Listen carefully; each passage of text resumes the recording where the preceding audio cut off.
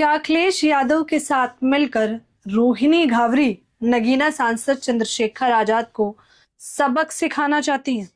ये सवाल इसलिए पूछा जा रहा है दोस्तों क्योंकि वर्ष 2027 के उत्तर प्रदेश के विधानसभा चुनाव नजदीक है और इस बीच में रोहिणी गावरी अपने सोशल मीडिया एक्स से सीधा लिखती हैं कि उन्हें किसी और ने नहीं बल्कि सपा प्रमुख अखिलेश यादव ने बुलाया है। क्या कुछ लिखती हैं और इसका राजनीतिक खेमे में कितना असर सांसद चंद्रशेखर आजाद पर पड़ेगा, सब कुछ आज आपको विस्तार से बताएंगे। नमस्कार, मैं ज्योति यादव और आप देख रहे हैं हिंद समाचार। पीएचडी स्कॉलर रोहिणी गावरी जो बीते कुछ सालों से लगातार सुर्खियों में बीच बीच में बन ही जाती हैं जब ये नगीना सांसद चंद्रशेखर आजाद पर हमलावर होती है। रोहिणी गावरी वही हैं जो स्विट्जरलैंड में रहती हैं, हालांकि वही नौकरी करती हैं, वही एनजीओ भी चलाती हैं, लेकिन सोशल मीडिया एक्स से जानकारी देते देते नगीना सांसद चंद्रशेखर आजाद को घेरती रहती हैं। तमाम गंभीर आरोप अब तक उन्होंने सांसद चंद्रशेखर आजाद पर लगाए हैं, जैसे ये कहना कि मुझे ये नहीं बताया गया कि वो शादीशुदा है और मेरा शोषण किया गया और अब मैं उसे सबक सिखाऊंगी। ऐसे करके वो तमाम बयानबाजियां यूं तो करती रहती हैं। उनकी बयानबाजियां अब ठंडे बस्ते में भी पहुंचने लगी थी, लेकिन एक बार फिर से उन्होंने सोशल मीडिया एक्स पर कुछ ऐसा लिखा कि वो अब चर्चा में बनी हुई है। वो लिखती हैं, स्क्रीन पर आप सीधे तौर पर देख सकते हैं, वो कहती हैं, चलो बुलावा आया है, उत्तर प्रदेश से बड़े भैया ने बुलाया है, अगले महीने से शुरू होगी 200 बैठक, आप सब तैयार हो जाइए, नई ऊर्जा के साथ आपकी बहन आपके साथ होगी।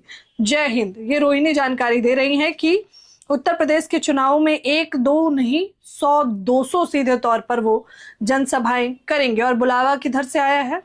अखिलेश यादव ने उन्हें बुलाया है। ये दावेदारी सिर्फ यहां तक सीमित नहीं थी सोशल मीडिया तक, बल्कि दैनिक भास्कर को दिए गए इंटरव्यू में रोहिणी गावरी तमाम चीजें कहती है। वो कहती है कि मैंने मुख्यतः 6 मांगे रखी हैं अखिलेश यादव के साथ, लेकिन सबसे पहले मैंने एक सवाल किया। मैंने सवाल किया कि क्या आप कभी चंद्रशेखर आजाद से गठबंधन करेंगे, जिसपे सपा प्रमुख अखिलेश यादव कहते हैं कि कभी नहीं। और इसी बात से मैंने तय कर लिया कि अब मुझे समाजवादी पार्टी में पीडीए यानी पिछड़ा दलित अल्पसंख्यक में वाल्मीकि समाज और नॉन जाटव लोगों की भागीदारी को बढ़ाना है। रोहिणी गावरी एक बड़ा गंभीर आरोप लगाती है। वो यहां तक कहती हैं कि वर्ष 2022 के चुनावों में जब विधानसभा चुनाव थे उस वक्त भी समाजवादी पार्टी जीत सकती थी, लेकिन क्योंकि उस वक्त सपा प्रमुख अखिलेश यादव ने नॉन जाटव वोट पर फोकस नहीं किया, इसकी वजह से उन्हें इसका खामियाजा भुगतना पड़ा। लेकिन इस बार हम जाटव को दरकिनार कर कर नॉन जाटव लोगों पर फोकस करेंगे, जिसमें पासी, धोबी, कोरी, वाल्मीकि, खटिक व अन्य जाति के हैं। हालांकि दैनिक भास्कर रिपोर्ट भी साझा करता है, कहता है नॉन जाटव दलित में पासी सबसे ज्यादा है। आप खुद देख सकते हैं, 65.22 लाख, धोबी 24.33 लाख, कोरी 22.94 लाख, वाल्मीकि 13.19 लाख, ये संख्या बताई गई है। अब इसी को आधार बनाते हुए रोहिणी कह रही हैं कि वो बहुत जल्द अखिलेश यादव से न केवल मुलाकात करने वाली हैं बल्कि सीधे तौर पर रैलियां, जनसभाएं भी करेंगी। मामला बढ़ता देख, क्योंकि सोशल मीडिया पर यह मसला आग की तरह फैलने लगता है, तूल पकड़ लेता है कि रोहिणी चंद्रशेखर को सबक सिखाने के लिए अखिलेश यादव से मिल रही है। इसको लेकर अब जब मामला बढ़ता गया तो इस पर रोहिणी की क्या कुछ प्रतिक्रिया आई है। रोहिणी से जब लोग सवाल करने लगे कि आखिरकार तुमने सपा का दामन क्यों थामा, इस पर रोहिणी कहती हैं, ना मैं अभी कोई भी पार्टी ज्वाइन करूंगी, ना चुनाव लड़ूंगी, मैं सिर्फ अपने लोगों की राजनीतिक हिस्सेदारी की मांग बड़े भैया से की। 5 वाल्मीकि समाज के लोगों को टिकट दिलाकर विधानसभा पहुंचाएंगे, साथ ही अन्य जातियों की भी राजनीतिक हिस्सेदारी की मांग की जाएगी।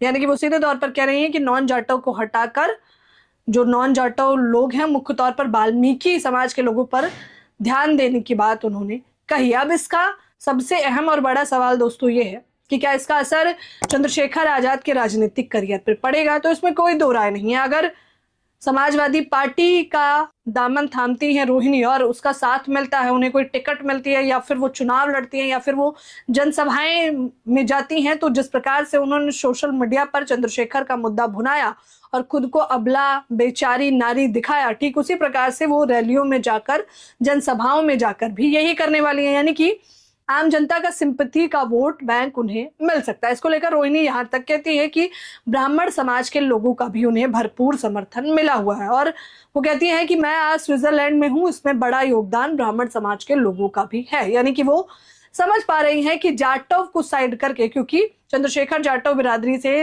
इसलिए उन्हें दरकिनार करके बाकी ब्राह्मण से लेकर ओबीसी और ओबीसी से लेकर वाल्मीकि तक का वोट बैंक साधने के लिए वो एक कह रही हैं कि इस बार मजबूती से लड़ेंगे भी और जीतेंगे भी और सबक भी सिखाएंगे। हालांकि ये तो आने वाला समय बताएगा कि इसका असर 27 के चुनाव पर कितना पड़ता है, लेकिन फिलहाल इस ऐलान से आप लोगों की क्या कुछ प्रतिक्रिया है, आप लोग हमें अपनी राय जरूर दें। धन्यवाद।